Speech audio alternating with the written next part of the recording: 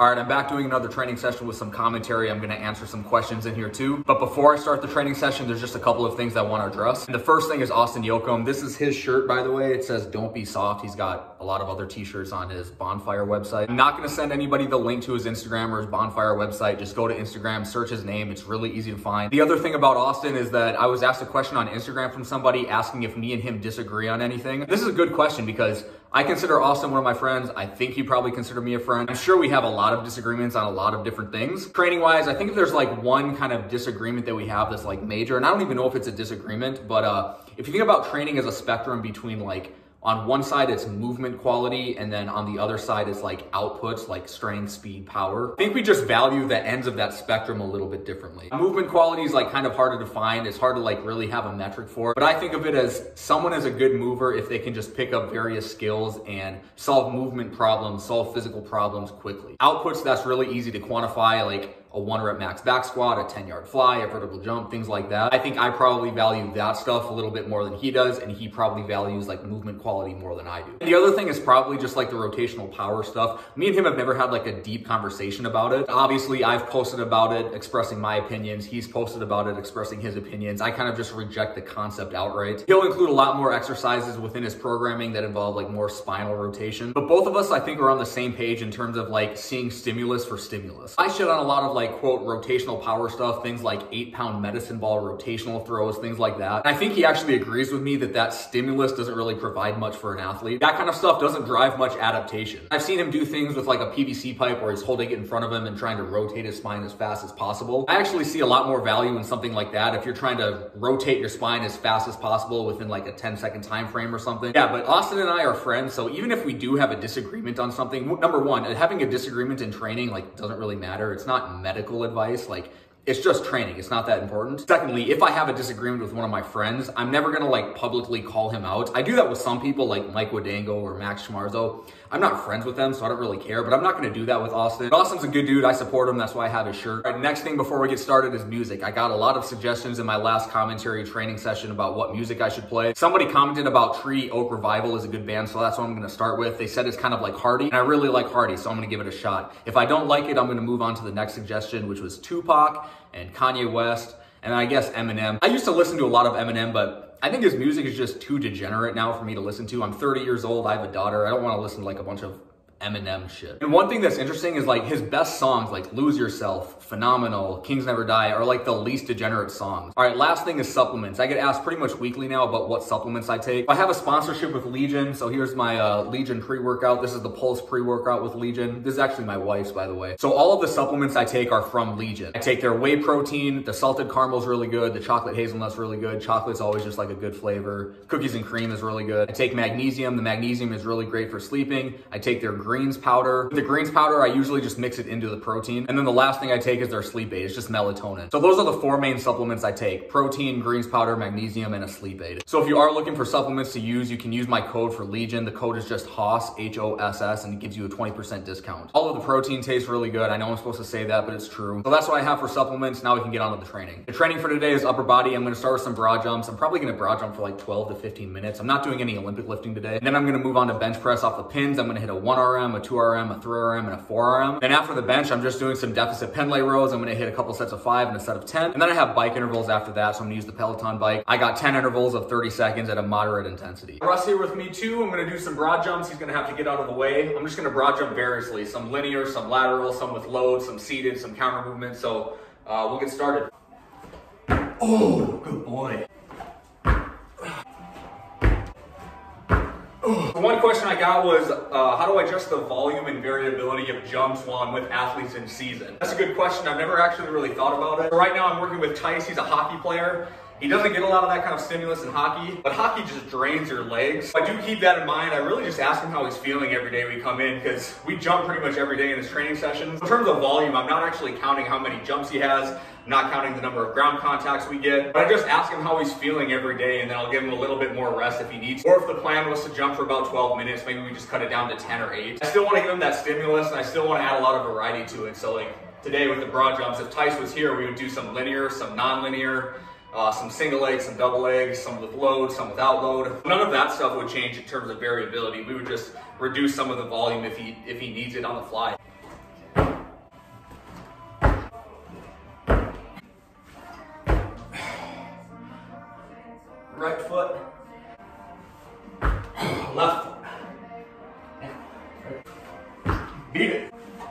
Oh. Nice. The question I got is turning your feet out when accelerating in a sprint. How to fix it? Is it an issue? My general answer is that it's probably not an issue. Most really good top sprinters do turn their feet out during their acceleration phase of a sprint. And not thinking about it too much, but trying to provide some value in an answer here. If you're turning your feet out, that means you're externally rotating your hip most likely. And if you're externally rotating your hip, you're probably like turning on your glute med a little bit more, potentially aiding in greater hip extension. Turning your feet out probably helps you with your acceleration. You're probably able to produce a little bit more force.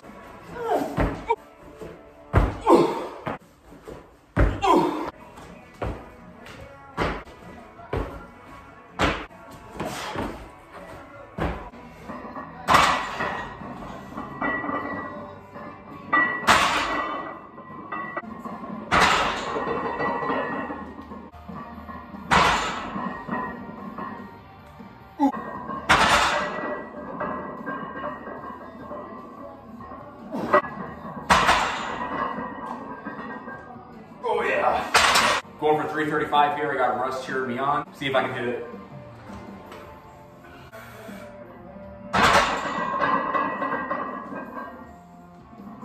Yep. 345, this might do it.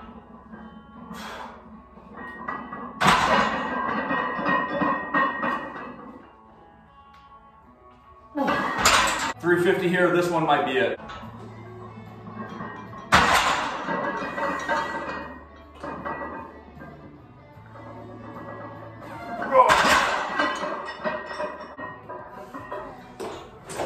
Yep, that was it.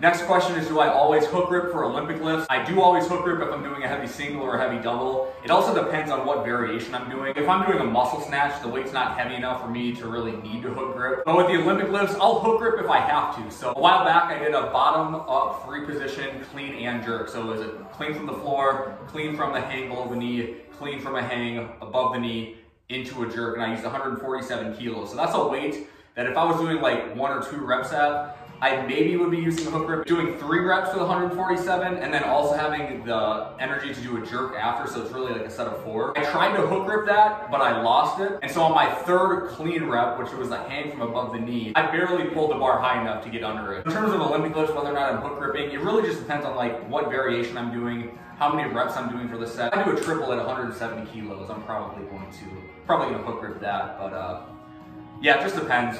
But I never hook grip on deads, I always strap up. I never hook grip on RDLs. I never hook grip on like dumbbell rows, I always strap up for that. With the hook grip for Olympic lifts, I try to save it for when I actually need it. I just don't want to rip with my thumbs.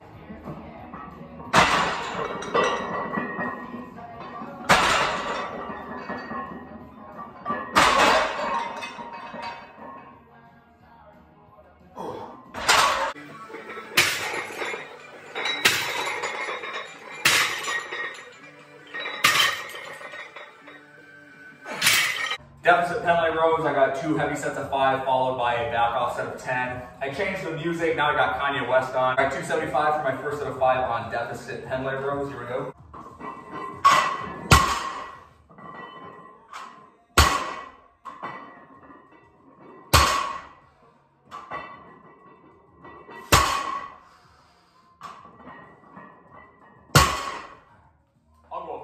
So next question I wanted to answer is, what are my top 5 like favorite exercises? I actually like these kinds of questions, like what are your top 5, what are your top 3, or like if you could only choose one exercise to do for the rest of your life, what would it be? You can really see based on people's answers like what their priorities are, what their first principles are. I really like the model that Starting Strength uses for how they justify using the exercises that they do. But the Starting Strength model is perfect. You want to choose exercises that are going to train the largest amount of muscle mass possible, that are conducive to heavy loads, that are very loadable, and you want to use exercises that you can train through the greatest, what they call the greatest effective range of motion. And those 3 principles are going to lead you to some really solid choices. It's going to have you squat, it's going to have you pull, you're going to bench press, you're going to overhead press, you're going to do some sort of row. If I could only do 5 exercises for the rest of my life, I'm not going to include sprinting, I'm just talking about like weight room stuff. So I'm not going to include sprinting, I'm not going to include jumps, I'm not going to include plyos. I probably would go with the clean. For the Olympic lift movements, that's one of them. I'm going to choose the clean over the jerk and over the snatch due to its loadability You can clean more than you can snatch. And then the range of motion aspect, you move all of your joints to a greater range of motion in a clean than you do with a jerk. So I'm gonna choose the clean. Back squat, the reason I'm choosing a back squat over a front squat, if I'm cleaning, I'm getting reps of front squats anyways. I'm gonna go with the deadlift. I got 2 exercises left. I'm probably gonna go with pull-ups because you can add weight to that.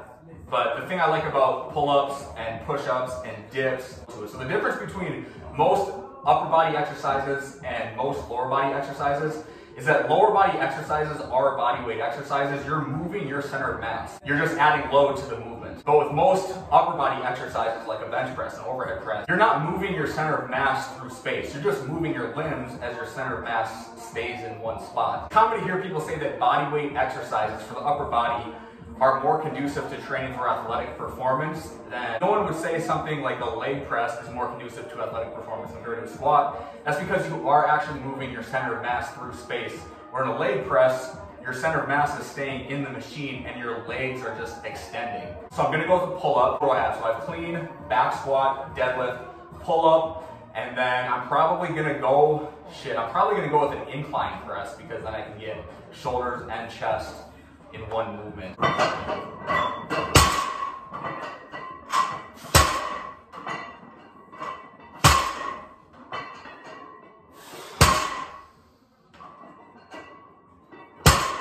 Finishing up the day with 10 intervals of 30 seconds hard, 30 seconds off. I guess I'm not going to pedal like super hard, it's going to be at a moderate intensity. I want to use an effort that is repeatable and sustainable for 10 minutes.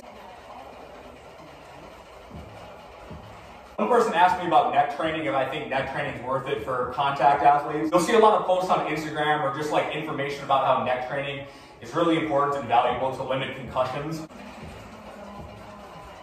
The research that supported the idea that neck training reduces the risk of concussions is just really flawed. What the research says is that stronger athletes are less likely to get concussions than weaker athletes. Most people are going to cite a study that was done in 2014.